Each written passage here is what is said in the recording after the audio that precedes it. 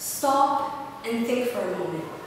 Where do you see yourself in the next 30 years? And if you're dead, you're not far off. My point isn't death, it's life.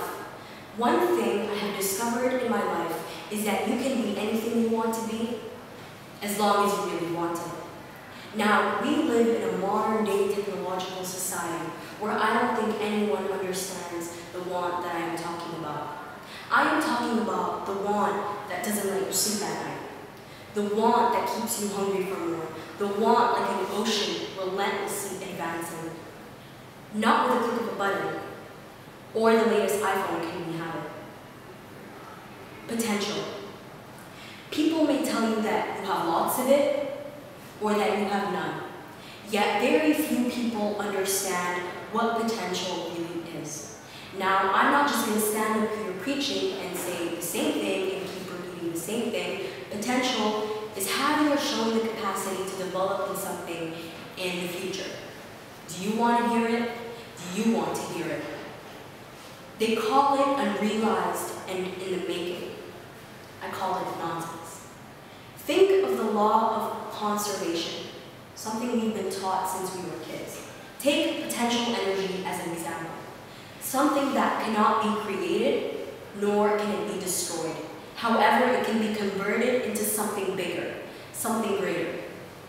Imagine a cup in my hand of your favorite drink in the morning, and clumsy you just happen to drop it on the ground. This cup has potential energy. You have potential energy that transfers into kinetic energy that continues to move with a relentless demeanor, that continues to achieve, that continues to succeed. Now I want you to raise your hand up if you have ever been called stupid, and I want you to keep it up. And please, don't be too shy. If someone ever went like, you do not have what it takes, you do not have potential, that you were being unrealistic, that it would be in the near future, in the long run, as they would like to call it, that maybe you would become something. See, the truth is, I have dreams, you all have dreams. It's what we choose to do, it's how we choose to transfer them that matters in the end. Something I have discovered as an individual is that you will always have people trying to drag you down. You will always have people trying to plant seeds of doubt in your brain, trying to undermine your credibility. Sometimes, as humans, we allow people's assumptions of us to dictate the level of success in our life.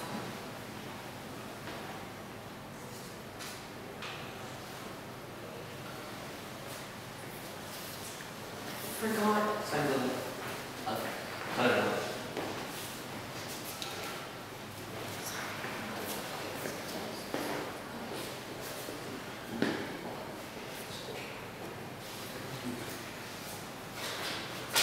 I did something different though.